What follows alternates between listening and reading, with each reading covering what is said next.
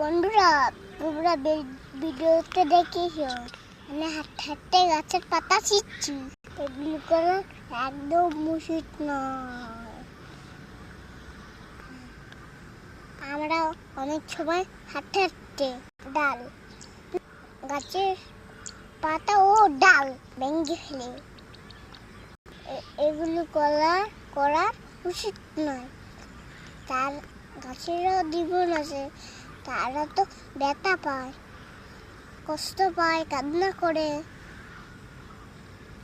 তোমরা কখনো সোলার পাতে তোমরা এমন কাজ করবো না।